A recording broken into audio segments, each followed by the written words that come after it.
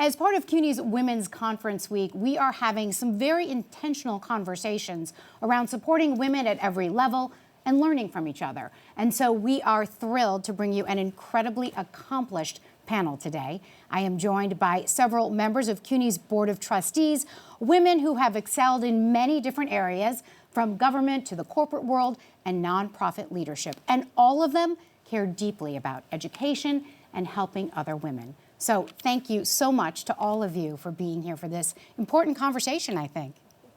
We're glad to have you. Very much so. So before we get started, I'd just love to have everyone briefly introduce themselves, tell us a little bit about themselves. Sandra, perhaps we could start with you. Well, first of all, it's a pleasure to be here with you, Thank you. Carol Ann, and especially the support of CUNY TV for so many of the important discussions that we have at CUNY. Just by way of information, I've been on the board since 2016, and with incredible women that you'll be hearing from today, and also the support of the Chancellor and the Chairman, Chancellor Phalo Rodriguez, and of course our Chairman, Bill Thompson, and was asked to serve as Vice Chairperson from Governor Kathy Hochul. In part of my life, if we're not always focused on things that we need to do, I serve as principal of my company that is involved with construction. I know, and I want to talk about that. In the building industry. Yeah, that's interesting. All right, Lorraine, could you please tell us a little bit about your background? Sure, I'd be happy to. Thank you. I'm really thrilled about this opportunity also. Thank you. I am a native New Yorker, born and raised in East Harlem, CUNY alumni, which I'm very proud of. I have been blessed to have had a career in the corporate sector, the nonprofit sector, government, and currently I am the commissioner for the New York City Department for the Aging. Thank you. And Salimatou? So first of all, I'm really happy to be here today. Thank you. We're happy to have you. Me too. So I am, first of all, a student at the New York City College of Technology, where I study architecture. I am also the chairperson of the University Student Senate. I was born and raised in Guinea, West Africa, and when I came to the US, my first thing was to start the creation of my not-for-profit organization. My goodness. That is now a very official 501c3. So I'm also the founder and chief executive officer of that organization. Oh my goodness, I don't know what you're going to do next, but it's going to be impressive. I want to go now to the trustees who are joining us by Zoom, and perhaps you could just, each of you, tell us a little bit about yourselves. Una, can we start with you? Yeah, good afternoon. I'm Una Clarke, and I'm probably the longest lasting serving member of the Board of Trustees. I think I have a year or two above the others. I came to the United States as a foreign student, so I'm probably one of the two foreign-born members. I came as a student and I've kept involved. I was here at the beginning of the civil rights movement, and rather than going to school to do business management, I did education so that I could be an active person. And I finally ended up at City Hall as a member of the New York City Council as the first immigrant, fighting and making sure that those who come after me would have the same opportunities that I've had. Yes, thank you for that. And Jill? Yes, I'm Jill O'Donnell-Tormey. I've been on the Board of Trustees, I think, since 2015. I think Una and I joined at the exact same time. And I am a scientist by training. I have a bachelor's degree in chemistry, a PhD in cell biology, and I left the laboratory to join a not-for-profit organization, the Cancer Research Institute, where I am now serving as the CEO and Director of Scientific Affairs. And the Cancer Research Institute is a nonprofit that funds research in cancer immunology around the world. Wow, what fascinating work. Wow. All right, Mayra. Hi, Mayra Linares-Garcia. I joined CUNY 2016. I remember because I was 9 months pregnant at the time, and my daughter's now. The way we mark things sometimes. Yeah, that was a fun one, walking and getting confirmed in the Senate with a really big big belly. They were scared to ask me too many questions, so it was a pretty easy one for me. But I work at Liberty Coca-Cola Beverages, which is the bottler for New York, New Jersey, and Metro Philadelphia. I'm their vice president of public affairs and communication. I have a background in government, and I've done a little nonprofit as well. But usually the work you don't get paid for is one of the ones you have the most passion for. And this is definitely something that I just have so much passion and love for, to support our students and faculty. Well, thank you for that. Well, it certainly is an impressive group, so let's get to it. So Sandra, I want to start with you. You founded Bradford Construction. I know you've also been very involved in advocating for women and minority-owned businesses.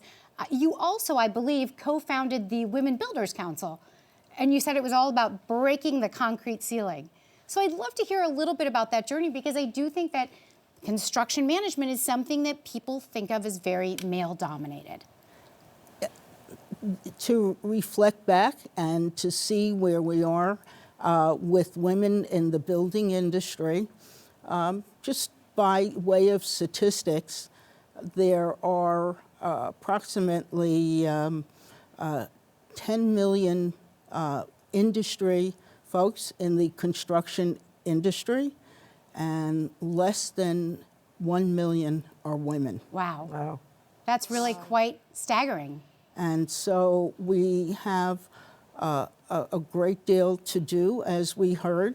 Salimatou is hearing and learning about architecture here at CUNY, and that's where I think is the most important aspect for women in the building industry, is to make sure that we create a path for other women to be able to have a viable way of having a career in the industry in particular.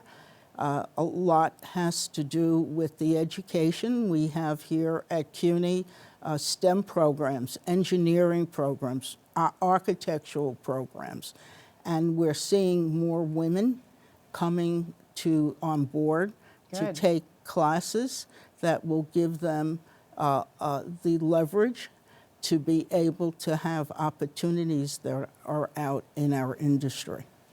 And Lorraine, as someone who has gone so far in government, you also served as New York Secretary of State, how do you think we're doing in terms of getting women into seats of power? Well, I can tell you that I think I was the second Secretary of State, and it took them, and the first Latina. So it took them 220 years to get there. So that'll give you a sense of the pace. I think that it's been a long, arduous road. But I think what's important is that each one of us in leadership, and I've said this, I say this all the time, there was no honor, there was great pride, but there's no honor in being the first Secretary of State that's of Latina origin. The great honor comes that there have been 4 right behind me, so that you create pathways. And I think that was one of the questions you were asking Sandra earlier. We have a responsibility. We've been blessed. We are all standing on the shoulders of someone else. And we have the responsibility to keep putting that forward and making sure that that pathway widens so that many more can follow. I look at the students at CUNY, and I just am overjoyed to see so many of us so many of them in STEM programs and just advancing. That's what we need to do. It's a slow road, but it's slower if we don't make the road wider. And it's our responsibility to make it wider. Well, you know, that leads to my next question, because all of you are so accomplished. But that got me thinking about role models. And I know, thinking of my own career, that there was one woman in particular years ago, a journalist, who kind of changed everything for me.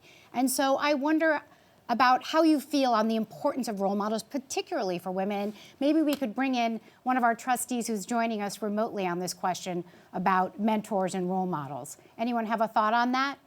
I'm happy to jump in. Please do. Please do. Know, I've had the opportunity of have so many different role models throughout the year, and I think some can be steady, some just sometimes pop in and out as needed. And from my political career, I had Jones Olaffer, who was this Jewish woman and took me everywhere. Didn't let me go. To Carol Robles Roman, a former Board of Trustee member, who taught me to talk in numbers, right? You want to talk in a room with men, you better know your numbers. Yeah. So I've had the ability of just evolving within myself with so many different influences, starting with my mom, that she taught me, look, you have to have tough skin. I was raised in a political family. And you have tons of people that may love you, but tons of people that may not care for whatever position or influential role your family member's holding, and that weighs heavy on a family. Sure. So my mom really taught me a lot of that, and I think that as we like a blanket, we just add it all together, we could really do so much. But passing it forward is the most important part.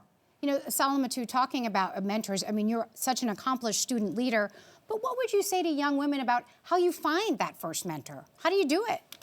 I think in CUNY in particular, that becomes we could say a piece of cake, because CUNY has so many great programs and good opportunities for students to get involved in. I am an alumni of the Borough of Manhattan Community College, and I remember my first semester, first thing I did was look for a mentor. There was a program, they advertised it, and there was a mentoring thing. I was like, I'm in.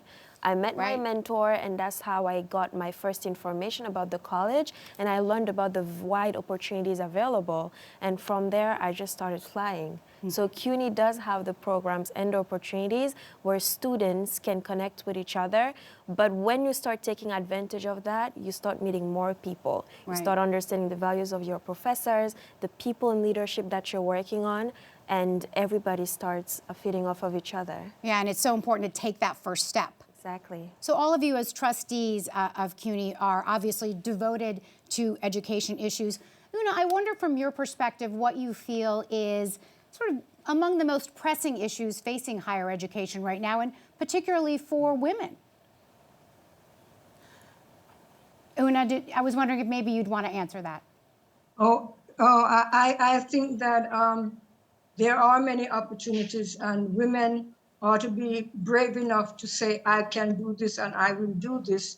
I know that for myself, I have always sort of look at my brothers and say, whatever they can do, I could do better.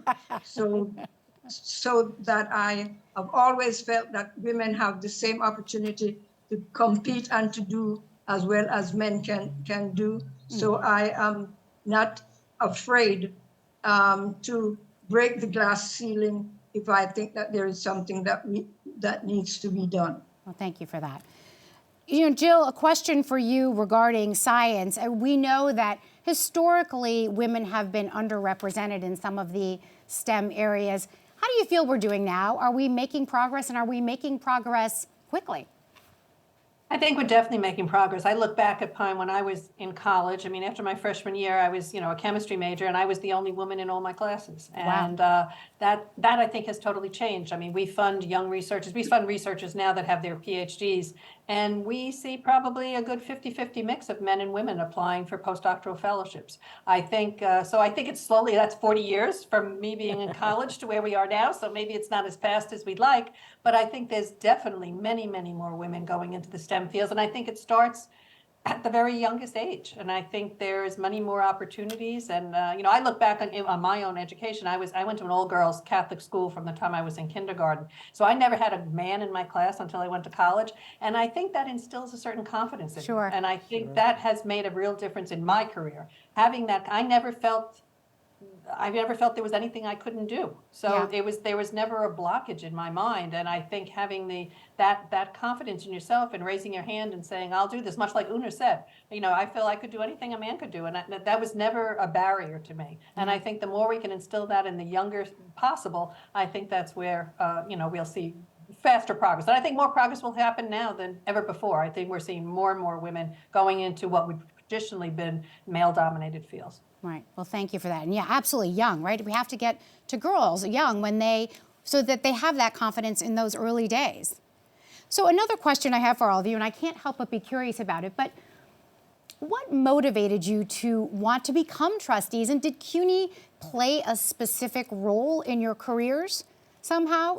Lorraine or Sandra, would you like to take that, or both of you? I'll take that. I'll take that as a CUNY, and we're both CUNY alumni. Yes, so I know. Proud CUNY alums. Proud CUNY alum. You know, it was interesting because there was no hesitation that I was going to go to college, right? And that wasn't the norm when I was in high school, coming from the community I came from. But it was clear to me that CUNY was an opportunity. So I think, as an alum, I think those are the things that we have to do. And why did I want to become a trustee, I think was the original question. Yes, that's right.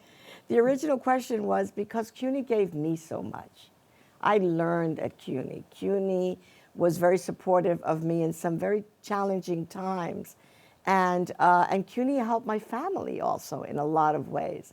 So there was natural for me to think that paying it forward back to CUNY in other ways. And I had the benefit of serving on the Board of Regents for about 8 years, many moons ago. And I knew the value of that, and I said, okay, now it's about presenting that same kind of opportunity in higher ed. So it was a commitment. It was about public service and about being a servant leader, and CUNY gives you that opportunity. All of you must be so busy. Well, I can't agree with Lorraine more. I am a proud Kingsborough Community College graduate and Hunter alum, too. And I remember we come from circumstances that sometimes in our life that we don't expect. My father, unfortunately, passed away when he was very young. I'm sorry. And my mother, who had only gone to up to the 6th grade, never went to high school or college, now had to take care of my sister and the family, and knew that I thought I would just go out and get a job, you know, from high school. And realizing that my mother had a totally different idea, because she said, you're going to college. We didn't know how to make ends meet. You're going to go to college, and you're going to be able to have a life and a future. Not knowing at the time, just to go back to the 70s, we were in the midst of a war. We were looking to have potentially impeach a president at the time. And we, of course, had the new technology called a fax machine. We didn't have Twitter. Or other technology. And not knowing what to do, when I first got to Kingsborough, it has a way of changing your life. Right. It does. Even at the young age of 17 and 18 years old. I know that Salimatou had mentioned that, and the other members of the board too. So it brings you to a point of knowing what you needed to accomplish at the time. And it was during the 70s, by the way, of feminism. Sure. And we had Bella Abzug, who was marching with Gloria Steinem, and realizing that there were different opportunities for women. When being asked to serve on the board of CUNY is probably one of the greatest honors that one could ever be asked to do. As obviously as alum, you see the incredible students who and in these times, the challenges that we've had in particular. But the challenges you had as well. I think it's so important to share these kinds of personal stories because they can really feel heartening to someone who's starting out and feeling like the mountain is really steep, you know? So I appreciate your sharing those stories. I do want to talk a little bit more about education, and maybe, Mayra, you could talk about this as a trustee. What do you think are some of the biggest issues facing higher ed right now for women, or what are the things that you guys are talking about as a group that really matter to you? I think that, you know, just being able to constantly grow with what's happening. Right now, we're just coming from COVID. These are times that are very different. They're not in the history books, you know, having to turn around from one day to the next to completely online, where our younger grades are having to struggle at a different level. There's a lot of consideration that we're making and taking, but taking it in stride by saying, well, what else can we do? Look at all these incredible things we were able to do from one day to the next. How can we make that better? How could we grow from there? I think those are some things that we're looking to do. How do we support these students? How do we support our faculty? These are a lot of the conversations that we're having, and, you know, how do we grow our network? I think there's so many people that really look at CUNY, and, you know, it doesn't matter what your interest is, you can find somewhere to land. And I think that's the beauty of CUNY. So there's a lot that we work on and we focus on to make sure that things are streamlined, easier, both for our students and our faculty, but with an eye to the future. You know, what's coming down the pipe? What jobs are there waiting for them? And are we meeting that need to give them the support needed to fit those roles? You know, speaking of the pandemic, one of the things that we're thinking about during the Women's Conference Week is the future of work for women and what that's going to look like, how it is going forward for us. And I do think that the pandemic altered the way that a lot of people view work traditionally. But do you think, and Jill, perhaps you could address this, do you think that what women want and expect from their place of work has changed dramatically? I think that it's not just women. I think men too. I think that what people are expecting from work, we've changed. I think the pandemic made us realize that we do not have to be at a job, 12 hours a day, or even 9 hours a day. That with technology allows us to do much, and it changes, I think, the work-life balance. And I think that's probably a very powerful and positive thing for women. I think, women, the one thing that we don't talk about is women have to give birth. And that's always, having children is one of the, I don't want to say but somewhat of an obstacle in terms of career growth and career trajectory. And I think perhaps with what is happening with hybrid and being able to be more flexible in how you work and when you work is an actual positive, because I think it allows the flexibility. You can have you can be home with your children, but you can still do all your work pretty easily at different hours of the day because of technology. And I think men are realizing that too, that there is a work-life balance. I mean, we didn't have paternity leave when I was giving birth. Now men expect paternity leave. And I think there's an entire lifestyle change that's taking place. And I think it's positive. And I think it shows us that there are different ways of doing it than what we maybe thought there was. And I think in the future that's going to continue.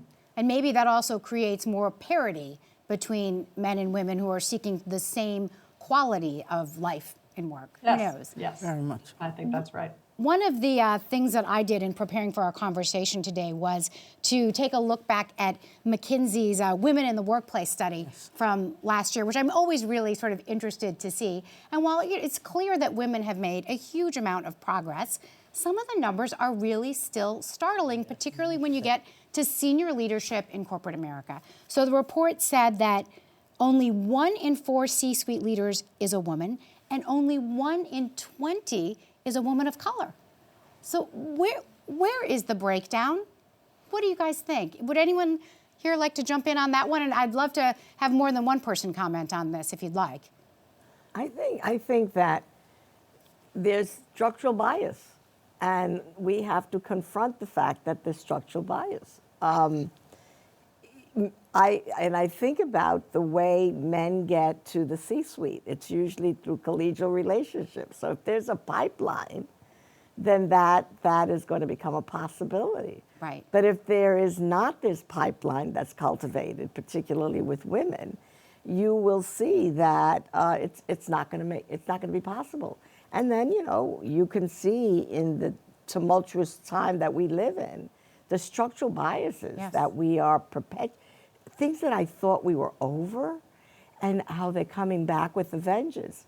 We need to make every effort we can as a public education institution to really take on those challenges and to find support so that we can break that structural bias. And that's a reality. You know, if you talk about what were some of the challenges in education, one of the challenges in education is that we're a public education. When I went to CUNY, I had free tuition for 4 years. Frankly, I went for 5 years. So it was free tuition. And yet you look at our public institutions now, that we are having, talk about structure, we have a structural deficit. Yeah. So and yet we see the economy, you know, the state's having budget problems, the city. Those are the things that we as trustees have to tackle with all the time. How do we address those? What are those priorities?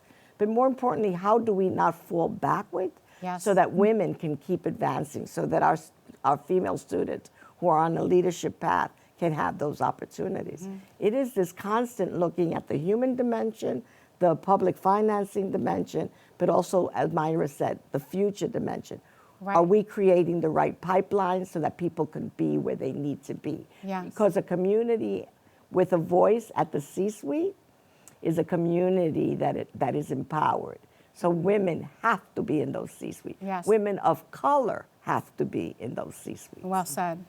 Carol-Ann, it is probably one of the most pivotal questions that we see at both on a educational level and also in the workforce. And it's a combined effort that's needed to make sure that we eliminate what we see potentially as unconscious bias. Yes.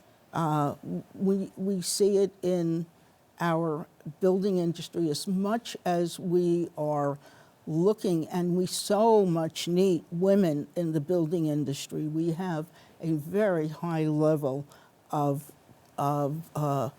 folks retiring, more male. So how do we incorporate a focus and balance of family, making sure that we are of a culture and a respect to want women within the building industry, and make sure that the educational levels Sure. that start at the high school level or middle school level, and that we are putting the proper subjects in place. And when I know when I went to school, you had home economics and STEM, and you took typing. Right. All right. Well, fortunately, things have changed. Thank All God. right, and you woodworking class or mechanics is not something that you took Yes. that were available. Yes. So it's a matter clearly that we are on a better path, but the path has to make sure that it's just more understandable for what we have now in the way of what the workforce and not only the opportunities, but what the workforce needs to be in order to be successful. So a clear and sort of spelled, a defined path so that women know you take this step first and then you do that, right? I mean, I think that is some of where the problem lies, is not having that spelled out. And speaking of that, sort of that path and that pipeline, Una, I'd like to come to you because, as you mentioned, you were the first Caribbean-born woman on the council. I believe that I have that right, on the city council. Do you feel that after that, the path really changed for women on the city council? I think I served as a mentor this year for the 25 and 25, so to make sure that there would be more women in the city council. So I was a mentor to 2 of the candidates that ran and won this last time around. And the bottom line is that you have to know that this is what you want to do and that you are able to keep up with what the men think they're doing that you can't do. You got to always prove that you can do, and you are more sensitive and as well can do the job just as well. So I want you to know that Mara's father and myself were the first 2 immigrants. So Guillermo Linares from the Dominican Republic Yes, I and remember. myself were the first 2 immigrants elected. And we committed ourselves to being supportive of each other, whatever he wanted in Washington Heights, and I could cast a vote for it. I made sure I voted for it. Whatever I wanted in central Brooklyn and needed a vote from Guillermo, we almost always talk. And if we would differ from any issue that we thought that we could both coalesce on, we made sure that we talk about it ahead of time. Why in Harlem and in Manhattan, he had to do what he had to do, and I have to do what I need to do in Brooklyn. So again, you make relationships. And for me, as an immigrant, it was not so much about me, but I came here during the civil rights movement, and I saw the disrespect, especially for people of color. And I wanted to make sure that once I started with the civil rights movement, whatever I do thereafter would grow on what I have already, the foundation that was already built. That's what got me to be close friends with Shirley Chisholm. It got me to be close friends with a lot of Colonel and a lot of the members of Congress. And that's why I remain in politics rather than went back to education.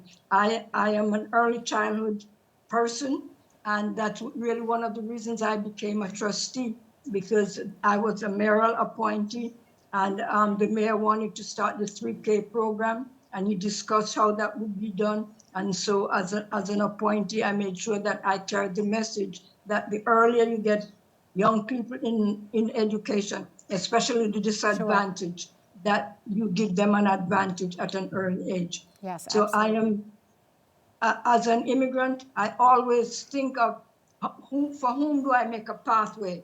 So that if you look at the southern border and you wonder, I didn't come to the southern border, I came through JFK, but it's the same issue that there are always people who feel that you have no room and there's no place for you, and you got to let them know that you find a place, and you're going to make sure the place that you find, that you're going to make room for other people to participate. It's a good line for all of us to keep in mind. For whom do I make a pathway? Absolutely. That is.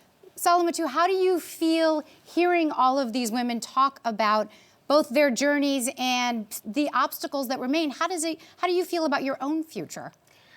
I feel good about my future. So I don't have any brothers. I only have sisters. So my parents have always made sure that we know that we could do anything that we want. And that helped me, that shaped me to never be afraid of anything. I feel like CUNY is a beginning for me, and it has been a beginning for multiple female students and all students all over the world, not only New York City. So when spaces that are beginnings for people like me are good, then we can be good, then we can hope for a better future because we had a good beginning. And with that, I'm going back to what can higher education do better? What can we do better in public higher education, especially in CUNY, is to make sure these places are comfortable for us, that we have what we want in order to excel. Another thing that I'm gonna say, maybe a little silly, but when I was way younger, I was thinking, if in this men's world, they think that they're gonna control the space, you can have your space, I'm gonna create my own space. All right. And in my space, I'm gonna do whatever I want to do. I like to hear I it. think entrepreneurship is important. And I'm so happy when I see all these students wanting to be creative, creating their own businesses. So I think if CUNY can take that, CUNY does a great job with small businesses, training people, but I think that if we focus on that a little bit more, who's going to care about these statistics? Women are going to be bosses in their own businesses, so they can keep all their C3 or whatever that is. And I know that supporting minority and women-owned businesses is something that this group cares very much about. Mayra, is that something you want? I see you nodding. Do you want to comment on that, the importance of that effort? Oh, let me tell you, I will not take that away from Sandra. That is her baby. But Okay, I okay. have to say I know is that it is, critical Sandra. I know that too. across the board. Yeah. And industries to have that, and everyone can do their little bit. I mean, when we're looking at our investments, we're saying where can we spend a little more to make sure we're doing the right thing to support those smaller businesses. But I'll throw it back to Sandra because that's her baby. A comment on that, Sandra? Oh, my goodness. We have the legacy here with the Honorable Una Clarke, who started the very first law in New York City for minority and women businesses. And it grew to having the legislation both at a city level and also the legislation for New York State in growing minority and women businesses, because it's truly the economic opportunity. 95% of all businesses in New York are considered small businesses. Sure. And what CUNY has done is to advance the minority and women business programs so that it procures from everything. And Salimatou, we will make sure from an architects to procure architect for design, and a way for including construction to procurement of all sorts of supplies. Everything that CUNY now purchases, it has a goal for minority and women businesses. Terrific, yes. And there is this That's so notion of much. all boats rise, right? It's good for the whole city when this kind of opportunity presents itself. It's truly an economic empowerment, and you have Mayra, who is a force of nature with her business in terms of what she does on the private sector, and Lorraine here, and Jill. I mean, I have to say, I'm just beyond thrilled to see the direction that we have and the policies that are looked at to advance CUNY and to advance New York. In that regard. I just wanted to add that what Trustee Wilkin is saying, you should almost always remember that some of the highest paying jobs are in the construction trades. And we have to help women to understand that if you want to make some money, put on some boots. If you are so tasked to become to learn the trade and get in there, you can do just about everything and anything in the trade as a woman. Yeah, absolutely. You know, I'd like to get to a few questions sort of geared towards perhaps younger women who are part of the conference that might have some of these questions. One of them is there any particular habit or personal principle that any of you have that you believe has been really fundamental in your success? One thing that you do that you believe works. I don't know, Jill, do you want to jump in on that? Sure. I mean, I think I can say two things. I Great. feel like no matter what your job is, the most minimal entry-level job that you may start out, do the absolute best you can do in that job, and never feel that anything is beneath you. I think if it sets an example. And I said, as you work up, now, you know, I'm the CEO of my organization. I set the stage. I feel like I set an example. Nothing is beneath me. You know, I don't expect people to do all my Xeroxing for me. But, you know, I empty the dishwasher when I come to work. You know, if I'm the first one there. I start you know, like, I mean, I think showing an example that nothing is beneath you. Every job is a valuable job, and you should do your best at whatever you do, and I think that gets recognized. I really do. And I think those are the type of people that other people want to hire and take on because they're good workers and they Right. show commitment. So I think that's really important. Yeah, that's a great piece of advice. Now, was there a second one in there you were going to tell us about? No, I think that's kind of, it's do the best you can job and also set an example. And Yeah, when you're in okay. a position of leadership, Yes. set that example so that think- others follow you. I and that love they the don't story of feel you that emptying- you're in a privileged position and Right. they're beneath you, but that you're willing to do whatever it takes. And I think others respect that and follow you. Well, I love the idea of you going in and emptying the dishwasher. I bet your I do employees that. do as well. I mean, I bet they do. So I'd love to put that question though to others. Lorraine, I saw you sort of nodding when I asked that. Do you have a particular thing that you think There are has two worked for things you? that I live by, and I employ them obviously at work, but it's a life value, which is leave it better than what I found it. And it doesn't matter what I'm doing. If I'm in a fast food restaurant and I eat, then I clean that table, leave it better than what I found it. If I go to a park, if I have an organization, leave it better than what I found it, because I want it to grow and be much better than what I did. And the other one that I live by is do no harm. If I can't do good, then why am I there? So I have to make sure that I never do harm, that I start thinking about every one of my actions, every one of my words, and the implications of that to make sure that it does not damage or hurt anyone or any structure as I'm completing my work with them. And I think those are the two things that I carry with me all the time. That's good advice, and it requires some really honest inner dialogue, right? Absolutely. Yeah. Another question sort of along the same lines is, if you could go back to your younger self and say something or give her a piece of advice, what would that be? Do you want to answer that, Sandra? I think it is one that clearly now anything is possible, and that I feel that the opportunities that are out there for young women, never sell yourself short, knowing that it is integral to what you can do as a family member, but also what you feel and where you feel your leadership is. No one knows what things are going to happen and how one is going to get there. But the other thing that I always keep in mind is Una had mentioned Shirley Chisholm.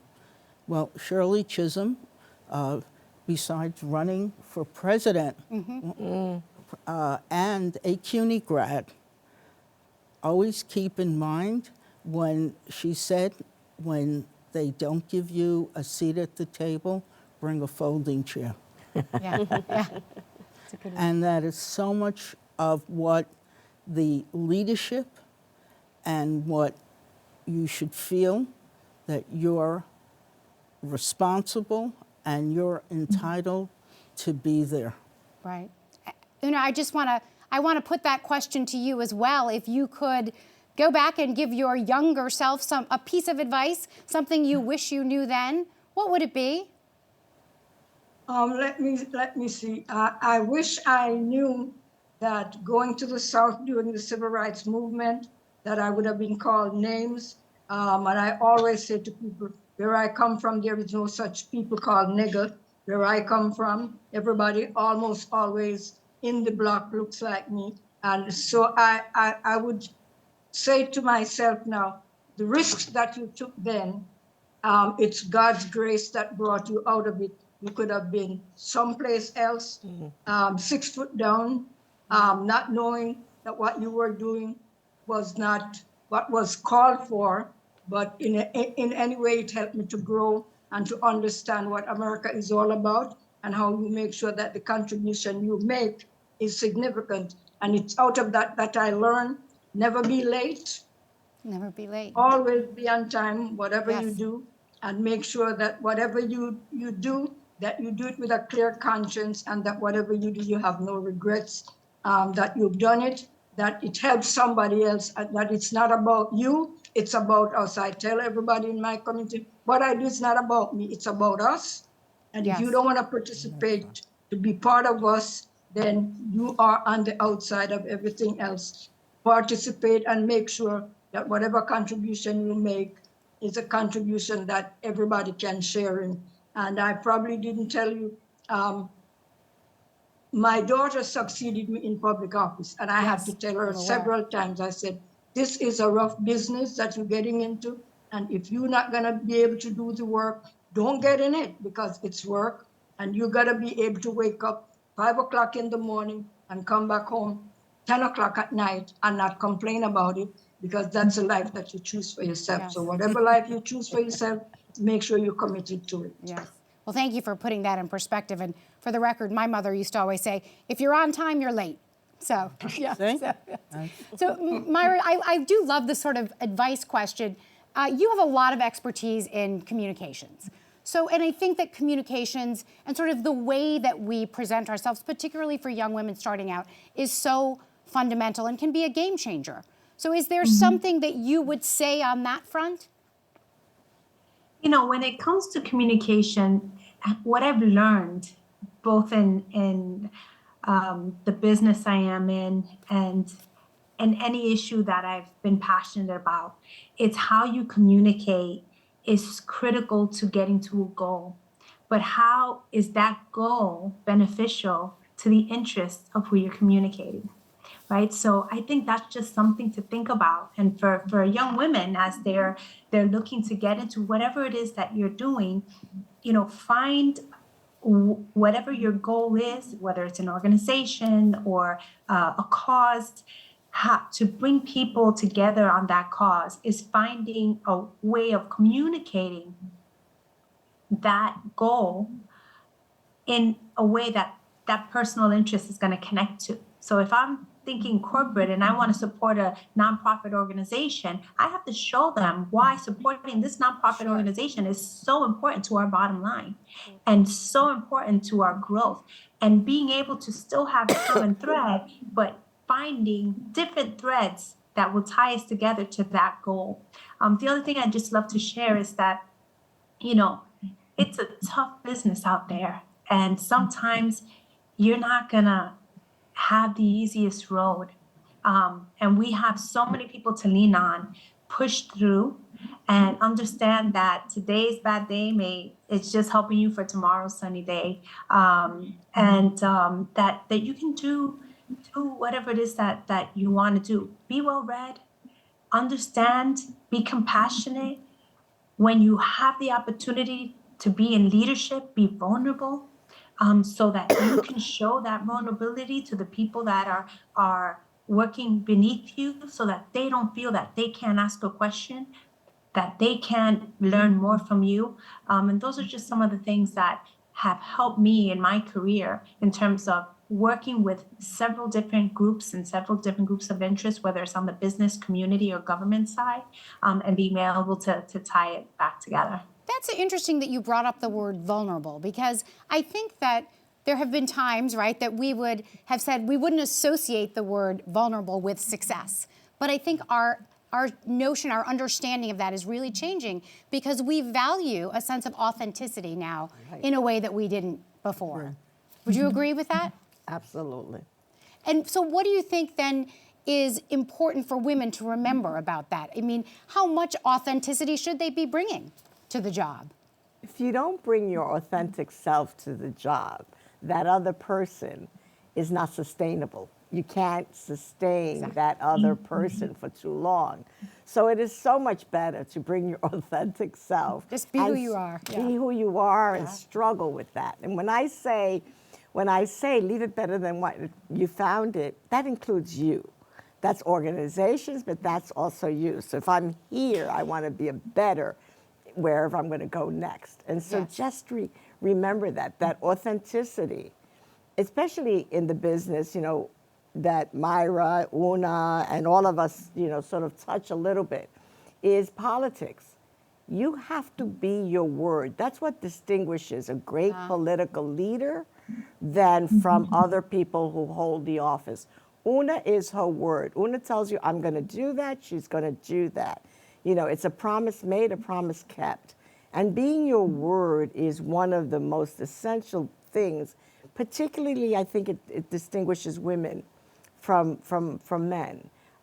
Because I'm not saying that men are not authentic and are not forthright, but it's a natural state for women.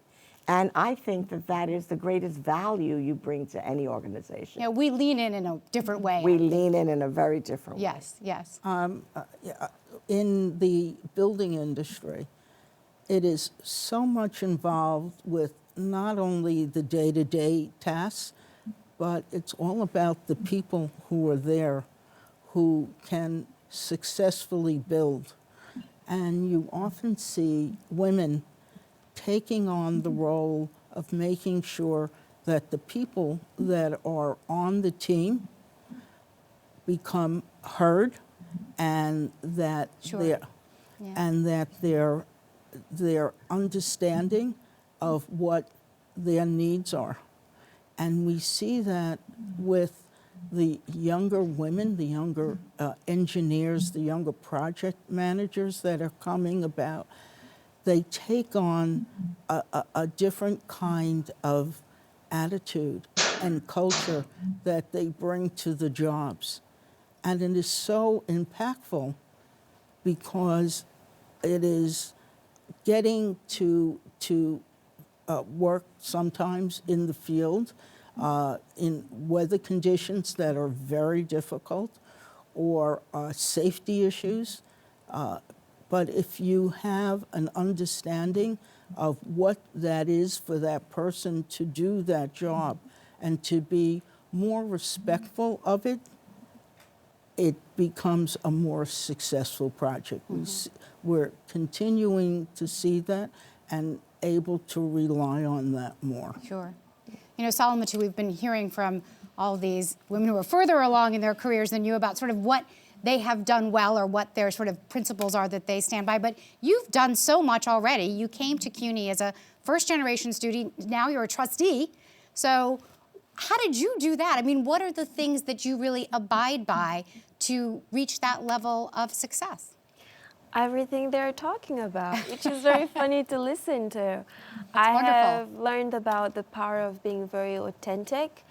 And despite all the skills that I think people can acquire, I have realized that people just need someone to listen to them, especially with students.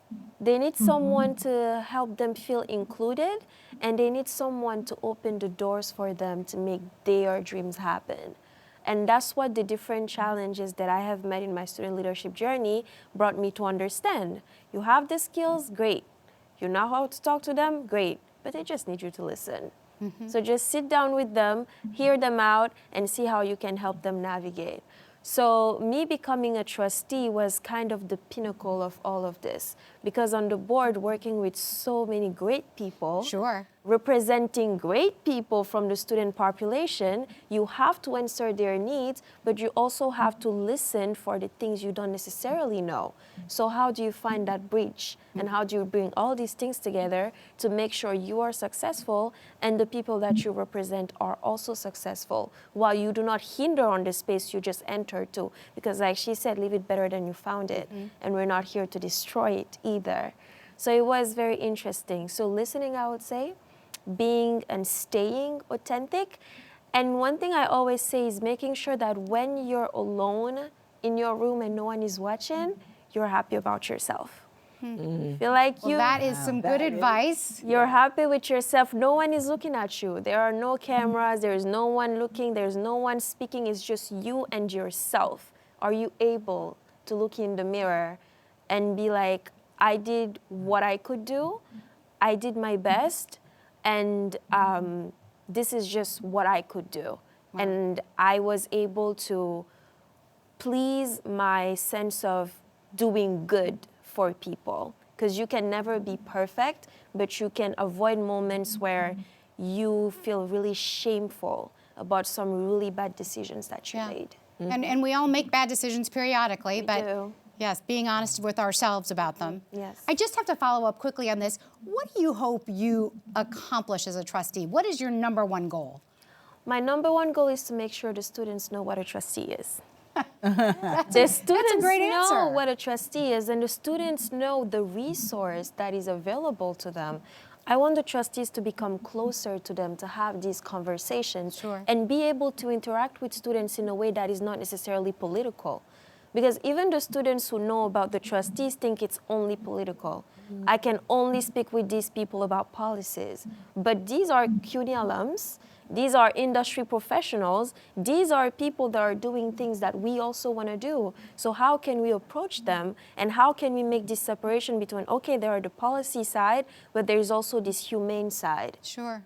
So that's my biggest goal, and we are moving towards it because the trustees are really open to meeting the students. Well, I just love that we have a student trustee, for one thing. I think it's really wonderful that we have that voice represented so strongly, and thank you for doing such a wonderful job at it. Absolutely. So, you know, we have just about 5 minutes left, and I would love to give everyone just a moment to have sort of a closing thought or something that you might want to say to those who are participating in the conference. So, Una, I think I'll start with you if you have a thought you'd like to share with the group before we say goodbye. I just want to say to the trustees that are present and the ones that are absent that I honor and respect the work and the sacrifice that each member contributes to make sure that CUNY remains strong and that CUNY can be the voice of so many in the state of New York, the city of New York, but around the world, because CUNY students find themselves just about everywhere, and just want to make sure that our students are proud of the education they've received and that there is no turning back. And to the trustees that are on for tonight, I just want to thank you for Women's History Month. And I'm celebrating two things, Black history and women's history, both at the same time. All right. So I thank you all for being here. Lots to celebrate. Thank you, Una. Jill? Oh, closing remarks. I guess I'd say, I think we feel women can do anything. And I think people should have, I think everyone deep inside knows that. And I think you need to have the confidence and the ability to trust yourself and take risks. And I think, be happy with what you do. I think that's really important. Yeah. And Mayra, something you want to add there? I think what I'd love to share is for us to have a little more grace with ourselves, right? I can't imagine how many of us are out there thinking, I could be a better wife, I could be a better mother, I could be a better employee. Yes. And you're constantly pushing yourself. But we should give ourselves a little bit of grace, because only God knows all the things we had to do to get where we are today. The laundry, the kids, whether it's a parent or an exam or the jobs you have to take, only God knows how hard it is. So give yourself a little bit of grace as you're going through, and don't be so hard on yourself. I love that. Thank you. Lorraine? My closing remarks would be, grab somebody, ask them, how did you get there? How do you do this? Just make yourself open to asking people questions and receiving the information that you get. I ask every woman who is participating in this conference, turn to the woman next to you and say, how did you get here? What are you getting? What can I do differently? Ask for feedback. Feedback is one of the best mirrors you can have. Absolutely. And then the last thing that I was saying, I wanted to say, what would I have said to my young self? Yeah. My young self, I would have said, every bold step has a consequence. Take the consequence, enjoy the consequence as much as you enjoyed the bold step. And rather than to be put back and set back because of the consequence. Embrace the consequence just like you enjoyed the bold step. That's well said. And Sandra? Oh, thank you for almost the last word here. It is for CUNY, it is to make sure that we continue to keep our doors open wider, and that the diversity and the inclusion and the equity continues, and that we have that opportunity to be able to do that. And thank you for your leadership on that front. And Salimatou, as our student, you will have the last word. So My honor. yes. So I'm going to say the words of Vice Chair Wilkin. I think it's important that CUNY works really hard to make sure we keep offering the services and the opportunities to our students because we all deserve it. These students are coming from New York City public high schools. Some of them are coming from all over the world, and they do deserve the best. Absolutely. And if we're talking about what's happening in corporate America today and in the workforce, we have to think about what's going to happen tomorrow. The students of today, they are going to be the people in these companies tomorrow. So how do we make sure they receive the right training? How do we make sure that they are equipped to not redo the mistakes that we have been witnessing, that we are maybe witnessing today? And how do we offer them the resources to become more tolerant towards each other? Because that's the only way we can live in a better world. That's the only way we can live in a better New York City. So make our lives easier, and hopefully we can make the future easier and more bright for all of us. Yes, and absolutely. And you students, you are our greatest resource. So we need to honor that as well. This has been such a terrific conversation. I thank you so much for all of your time. It was incredibly inspiring, and we're really grateful to have had you.